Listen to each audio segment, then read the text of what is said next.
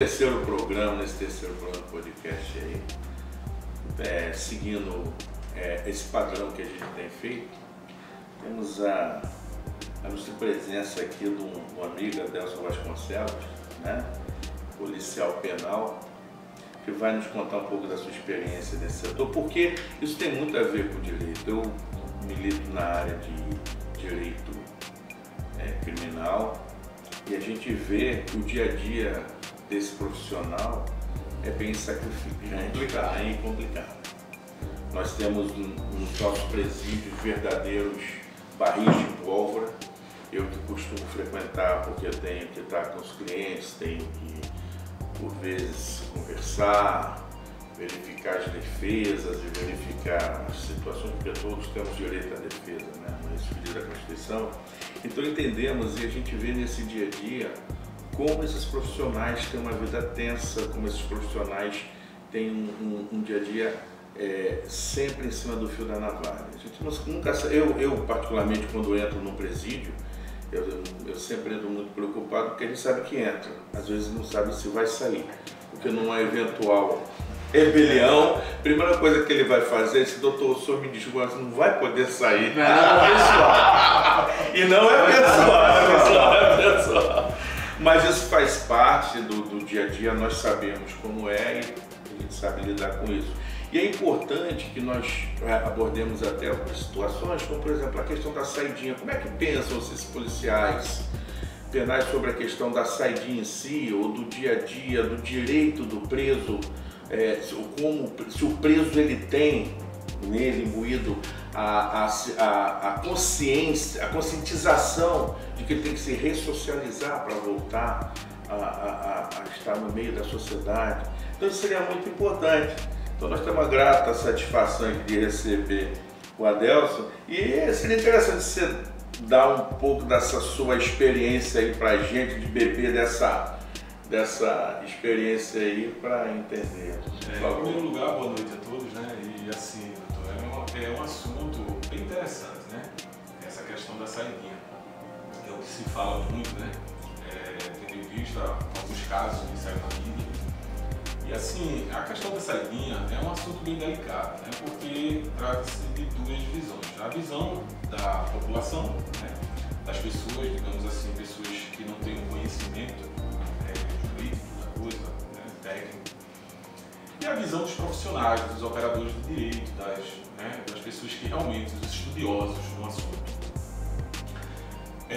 A gente sabe que a população em si, ela tem muito aquela questão da punição. Não queremos que o preso ele cumpra na íntegra, que pague pelo que fez, tal. Eu sou contra veementemente a saidinha.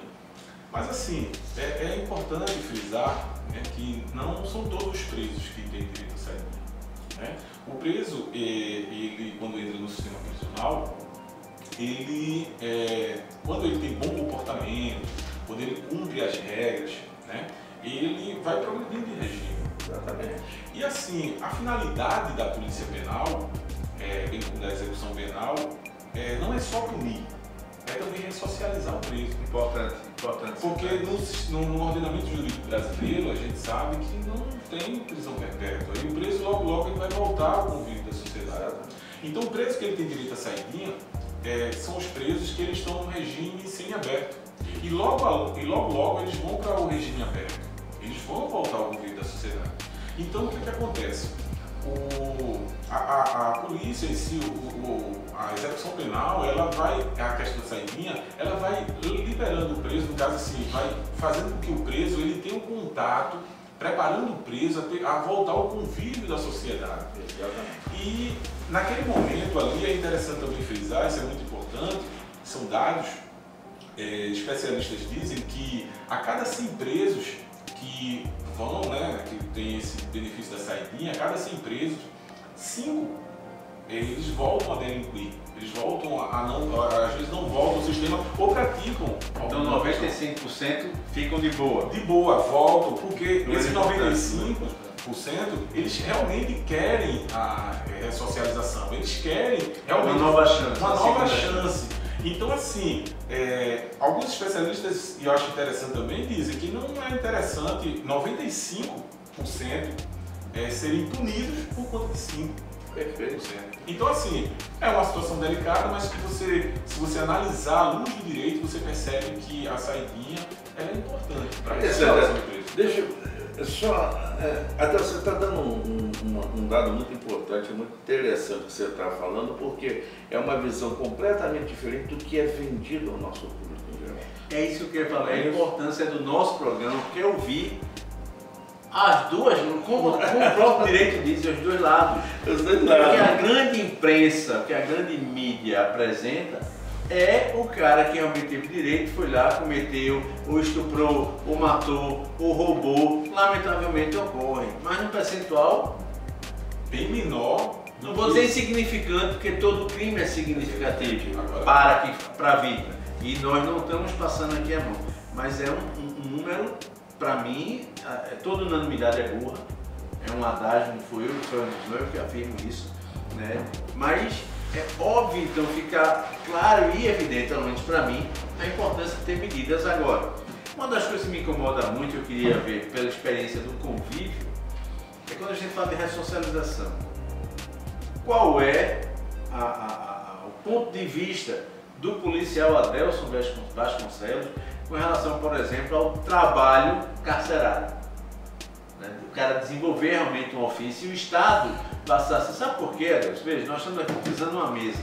Qual a dificuldade de implantar uma marcenaria e o próprio Estado, Jorge, o próprio município, as próprias empresas adquirirem esses produtos focados em marcenaria, né, num ambiente desse, porque seria uma forma até de gerar. E não, aí eu sou contra, a gente está pagando. Hoje você tem uma gama absurda de pessoas desempregadas e existe, por exemplo, o salário, como é, detenção, né? O auxílio reclusão. O auxílio reclusão. Tem gente que prefere estar preso porque a mulher está recebendo e os meninos estão comendo, porque não tem emprego. Eu acho que falta um pouco disso, porque daria de repente mais possibilidades para a população estar recebendo esses outros instrumentos, esses outros auxílios para realmente as famílias mais vulneráveis, né? E o cara, ele não está recebendo de graça, ele está dando uma contrapartida social, se profissionalizando e trabalhando. Você acha que isso é fácil de aplicar pela tua experiência como policial ou não? Olha, a gente sabe que tudo é uma questão de querência, né? Você querer fazer. Tudo é possível e a questão do trabalho, ele além de dignificar a pessoa, porque o preso... Ocupa a mente, né? Justamente, porque o preso, quem tem experiência no sistema prisional, você vê que eles vivem muito ociosos. O trabalho, além de também contribuir na ressocialização do preso, vai trazer para ele a questão vai tirar ele da ociosidade, né? Vai profissionalizá-lo e preparar ele para quando ele sair, se integrar no mercado de trabalho. A questão da mão de obra carcerária, né, é muito importante, porque você vê, o preso está lá, ele pode produzir. Exato. Né? Ele pode trabalhar na produção de construções. A gente vive numa época em que o mundo imobiliário está crescendo muito, cada dia cresce mais. Então pode aí integrar o preso, a mão de obra carcerária na fabricação de tijolos, eu sei, de materiais para a construção, né? A questão da marcenaria, entre outras coisas. Né? Não só na questão do artesanato, porque a gente tem que ver a questão de região. Porque tem região que o artesanato é forte, a área do turismo e tal. Claro. Mas tem uma gama de coisas que podem ser implantadas no sistema prisional para que o preso possa se ocupar. Eu perguntei isso, Jorge, na realidade, e Adelson, porque é o seguinte, um dos erros que eu acho do sistema penitenciário brasileiro, nos filmes que você assiste, lógico, né, Hollywood fazendo e tal, mas por exemplo, você vê vários presos fazendo estrada, vários presos trabalhando em outro ambiente. Porque eu acho que o erro é você ter o presídio e querer fazer ali dentro a oficina, porque ele não foi, o conceito do presídio, não havia espaço para aquela oficina.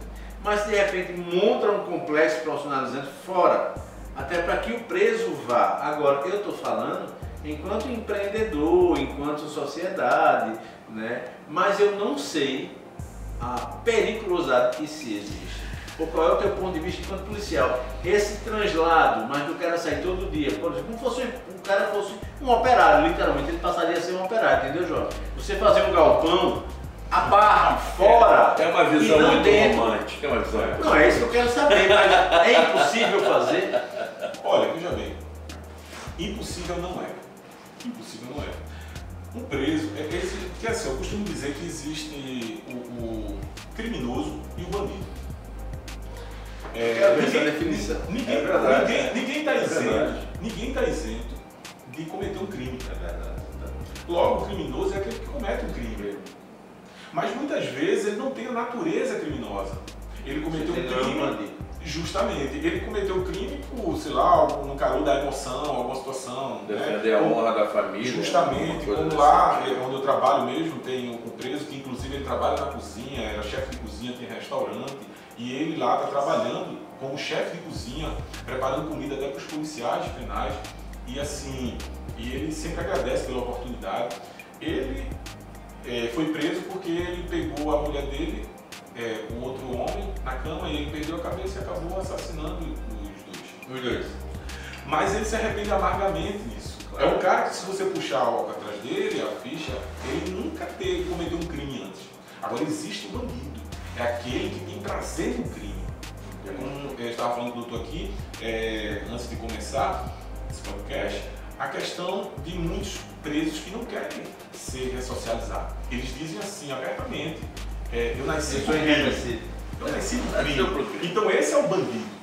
Então assim, tem que ser feito uma triagem, digamos assim, uma análise, e isso não é feito do dia para a noite. Isso é uma coisa que é só o dia a dia. Você vai ali separando o joio do meio do trigo, a questão da progressão de regime, que também tem ligação com a saidinha. Sim. O preso que ele tem direito à saidinha não é qualquer preso. É aquele preso que você vê, é um preso que ele cumpriu as regras, ele está pagando a pena dele, ele está ali tentando se ressocializar. E isso é observado pelos policiais penais. Isso é observado. Então, agora, acontece quando ele sai, nesse caso, quando até a questão de trabalhar, ninguém está isento. De repente você consegue, através dele, liberar para eles fazerem o trabalho, como você diz, extramuro, e de repente se você libera 100, 2 volta a delinquir. É algo que foge meio que do controle da situação, né? Mas é uma coisa a ser pensada, analisada, e é possível sim ser trabalhado nisso. Agora o risco é eminente, né? É iminente. O risco em qualquer lugar pode acontecer. O risco, o fato de eles estarem parados, aglomerados num lugar ali, cabeça ociosa, sem atividade, sem remuneração e tal, pode acontecer as rebeliões como tem acontecido. Isso. Todo e a qualquer momento. Então, o risco vai haver sempre, porque estamos falando de uma coisa que foge à normalidade. Isso. Como você falou, claro, todos nós podemos cometer um crime, né? Faz parte da condição de ser humano, né? O melhor é que não, mas podemos acontecer. Jorge, o que você ia falar aí? Não, essa visão que a gente sempre, quando coloca aqui no podcast, é baseado na nossa experiência do dia a dia do que ocorre. É lógico que para chegar a essa visão... Já percebi que você não tem esse romantismo. Hollywoodiana que você quer. Não, até tem. Nós precisaríamos, de uma certa forma, mover muitas coisas e muitas situações enraizadas no nosso sistema penal e no nosso sistema judiciário. A começar pela formação de um bom advogado, de um juiz de carreira, de profissionais comprometidos com a justiça. Isso é hoje um problema muito sério no judiciário, tá certo? Então, o que você está falando, a colocação do dia a dia que a Delson tem lá como policial, me chama a atenção no sentido de que, volto a dizer, eles estão dentro de um barril de pólvora. Por quê? Hoje as condições que eles têm de trabalho, eles convivem com facções, eles convivem com situações que são o fio da navalha. Então, como eu já como já tive presídios aqui, e que na realidade E o que acontece? Os policiais penais, eles não vão nem lá no pavilhão, que é justamente para se preservarem e também, de uma certa forma, ter a tranquilidade de trabalho, porque lá você tem o chefe do pavilhão, tem o cara da chave, tem o outro que manda na droga que está sendo vendida, o outro que está alugando a cela. Nós sabemos que funciona assim, que é justamente esse bandido que foi muito bem colocado. Isso aí, quando você vai, por exemplo, uma pessoa que está defendendo a honra, uma pessoa que está em legítima defesa, pode ser colocado como bandido. Ele é criminoso porque cometeu crime, sim, mas ele não é bandido. Isso daí é óbvio, né? Mas o que nós estamos conversando, eu acho que a carência principal é a base da educação e da formação de um bom profissional que possa entender isso e tentar ajudar socialmente. Tá? Conforme eu falei, a partir do momento que você precisa ter leis extravagantes e leis excepcionais para defender minorias, o país está carente de quê? Ele está carente de uma educação primária. Eu costumo dizer, eu vou até repetir aqui, a minha Lei Maria da Penha só tem um artigo que minha mãe e meu pai me ensinaram: não se bate numa mulher nem com uma flor. Então eu tenho isso comigo, eu jamais vou levantar a mão por uma mulher, tá certo? Eu vou respeitar o idoso pela idade que ele tem, tá certo? Para mim nunca foi difícil eu saber ou entender. Porque quando criança a gente respeita os mais velhos. Exatamente, com as pessoas que são chamadas minorias. Por quê? Porque a gente não se deixa contaminar por essa falácia que muitas vezes colocam de manipulação do inconsciente coletivo. Muito bom te receber aqui. A gente vê uma outra realidade que está muito distante do dia a dia das pessoas. Pessoas têm medo hoje de um presídio porque o que se mostra do presídio é o pior que existe. Mas eu que tenho que às vezes lá, eu sei que a gente vai ter uma certa segurança, porque nós temos profissionais como vocês para nos dar essa garantia. Eu posso entrar lá, independente de facções ou qualquer coisa, conversar com o meu cliente que às vezes cometeu um crime de menor potencial, mas por circunstâncias foi condenado de uma forma injusta, e você está ali defendendo ele. Então, e essa visão é que não é mostrada. Doutor, desculpa até me interromper, mas interessante, o senhor falou uma coisa muito importante, né? Muito interessante, a questão do princípio, que o senhor não precisa respeitar um idoso porque existe uma lei, a mulher porque não existe uma lei, respeito porque é um princípio, foi algo passado, exatamente, ensinado pelos seus pais. É impressionante que a maioria, né, dos presos, muitos deles, né, a sua grande maioria, não sabem quem é o pai. Foram abandonados, não teve aquela figura do pai, da mãe presente. Isso é problema. Então, realmente, isso reflete muitas vezes, né, no futuro, na decisão, no caminho que eles vão traçar. Porque quem está presente na vida dele, muitas vezes são crianças que crescem em áreas de periferias, onde predomina o tráfico de drogas. Aí muitos deles, às vezes, ali tem como referência um traficante. Né? E assim é complicado. Eu já observei isso aí, muitos não sabem nem o pai e a mãe. Tu sabe o que eu falo do princípio? Você sabe a banalização da família, é a banalização do ser humano, do indivíduo, né? Mas eu estou aqui dando mais eu abri aqui, mas para não ficar um programa grande, uma vez eu entrei, fui lá pegar uma assinatura da procuração, né? Um dos presos indicou o outro lá. Chegou e falou: até que eu não sou, o que eu estou aqui como sua profissão?